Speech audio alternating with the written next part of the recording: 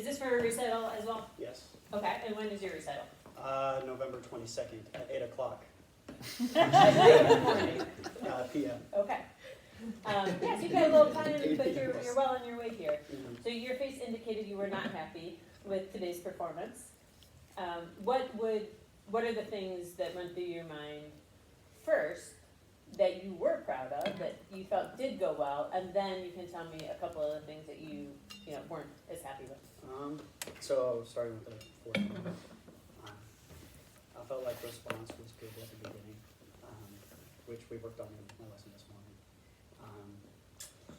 And in the fifth movement, I felt like my time was pretty okay, even though if I messed up a couple notes here or there. Yeah, that's good, right? So you got to keep going, and we're not machines, so things will happen. Mm-hmm. Yeah. Okay, that's good. Okay, now what were the things that are the top couple on your mind for each movement? So the fourth movement, the altissimo B flat did not come out at Okay. all. So that was a little disappointing. We'll go back to that. And then I felt like I might have been a little fast in the fifth movement, Okay. just from what I'm used to. Okay. Yeah, we'll go back and catch a couple things. Are you in marching band? Not currently. Are you somebody who's been in marching band in the past? Yes. Okay. The reason I ask is because when I just watch what you look like, I notice that you got your feet, I think maybe your knees are locked. Yep. And you tend to lean forward, and you got the horn out like this. So you're already in a bit of a not stable position Mm-hmm. when you play, which makes technique really hard. And it also means that you're putting some extra work here to help stabilize the horn, which can affect response, altissimo response, and things like that. So I wonder, can you keep like a soft bend in your knees? I won't make you go against the wall, don't worry. And then when you set up your horn, can you make sure that the E-flat key guard rests against your body somewhere? And if you stand up, tall, and you can adjust the stand or anything if it feels different now. But it is important that this, you see it's a little bit more stable here. Now if you go to where you usually like to play, show us that. You don't even know, you don't even think about it, right? Right. Yeah, you're at least that far out. You're a little bit more bent forward. Yeah, and that's not going to be a stable place. So that's the first thing. So could you start this again? And I want you to really think just about the setup of your posture.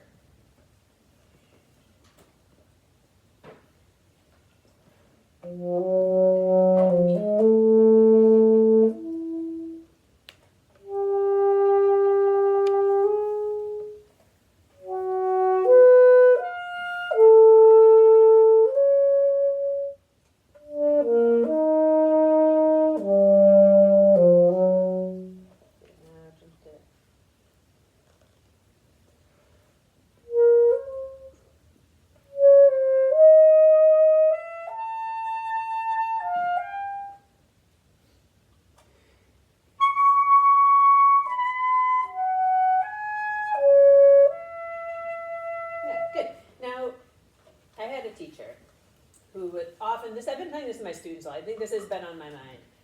I had a teacher who would always frequently say to me, don't show me what you can't do, show me what you can do.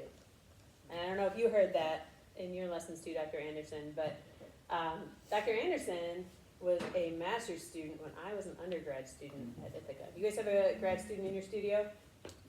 Not currently, but we met when we were your age, and I would be the one in the practice room fracking my altissimo notes, and he'd knock on the door and, "Can I help you with that?"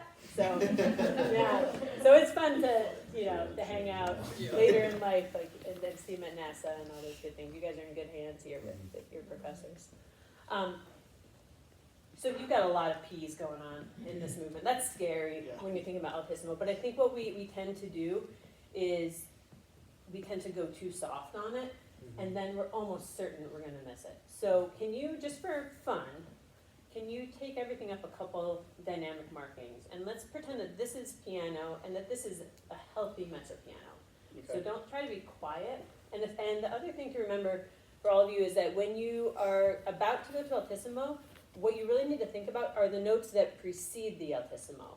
because if you don't give a good air support leading up to it, almost certainly the altissimo is not going to work. You have to prepare it ahead of time, and kind of hard for you because you have breasts here, but you really need to think, and luckily you do have a little prep with, you know, a high note there. But I want you to think, particularly with these two notes, of not closing off your air, but as maybe a slight crescendo as you're sending the sound out. You breathe and set, and you're ready for that altissimo, B flat. Okay, so I want you to start. You know, you can start there if that's better for you, or there. It doesn't matter to me.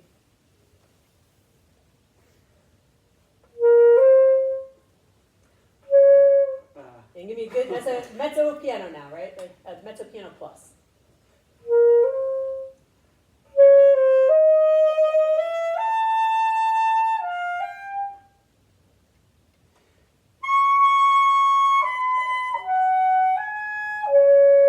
Yeah, what do y'all think? Is this sound that loud? Hey Zach, are you using TC with the B flat the side C? No, I'm just, Is it just ring finger? yeah, Add side C key to it, it will pitch up a little bit and then makes it more stable. okay. Right.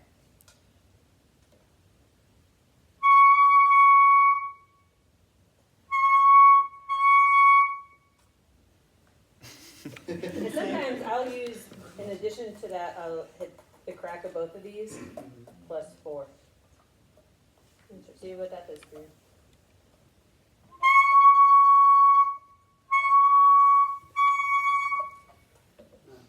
That one's really great in the golfing chair, like you ever played first inning.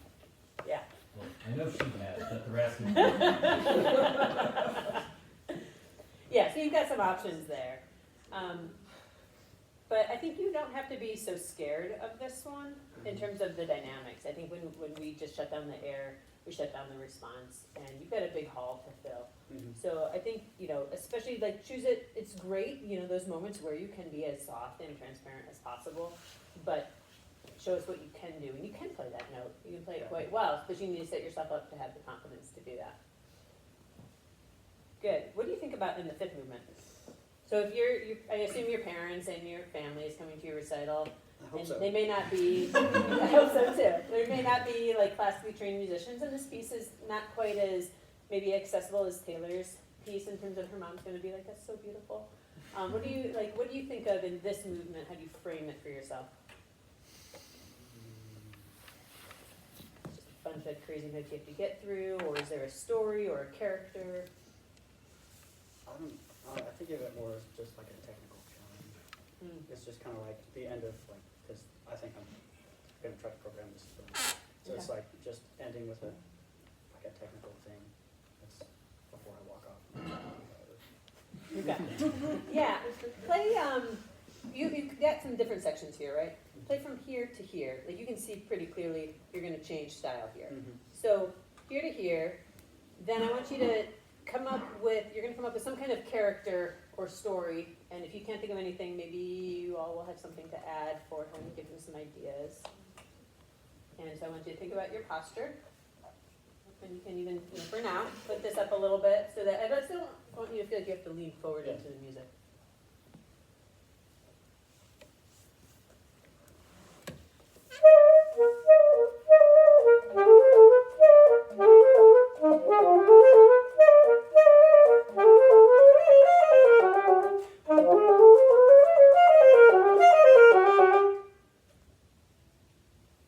Did you want me to go on? No, Okay. that's perfect. So, okay, what's the character of this? Or what's the story? What if you were going to make a movie, like, and this is the soundtrack, what's happening in the movie? Some sort of playful action.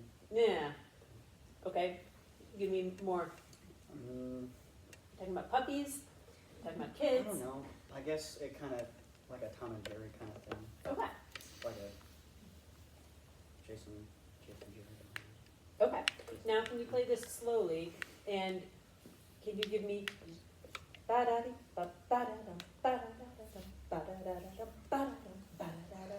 Can you give me a little bit more so I can feel the meter that's happening, and so that there's like, there's some phrasing that's happening in terms of where you want to lead your air to. Okay.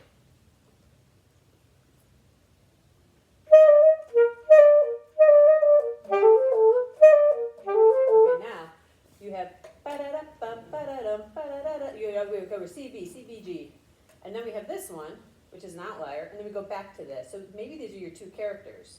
Mhm. Okay, so you want this to be Tom or Jerry for today's exercise. Jerry. Okay, so then when Tom comes in, can you make it sound like we have a different voice? We have like a different pan over to a different character there? Okay. 1 minute.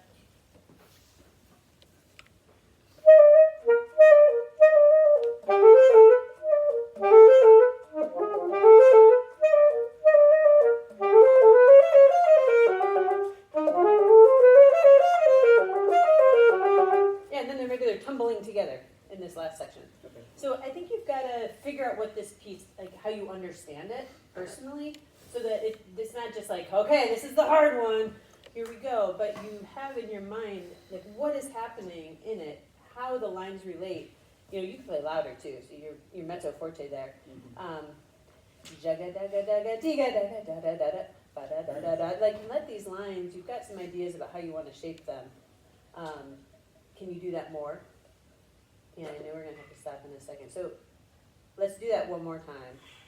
There to there. Don't go fast, go under tempo, because it's hard to get the character if you're worried about the note. So give me like comfortably slow, but like this really vivid image in your mind about what you're portraying to us. Hold on a second. Even before you start, right?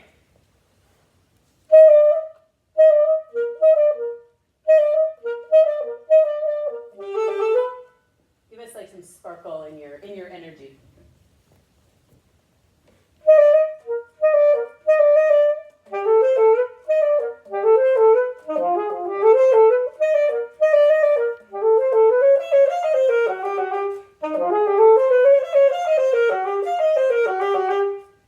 Yeah. So I think that adds something to it. And then these I would, make sure that your fingers are staying super close to the keys. I would, watch in the mirror. I'm not on that side of the horn to say more, but try to keep your fingers really relaxed when you do it. And keep playing, definitely practice slow so that you're ingraining accuracy, success, and relaxation into your fingers every time you do it. And then you can bump it. But if you try to play too fast and it's just has like the anxiety of I'm putting really fast in it, that won't feel good. But if you spend more time, and you have plenty of time, because you've learned it, now you need, I think, to step back a few steps and really go slow and feel good about it, and then bump your tempos back up. Okay? Good job. Thank you. Yeah.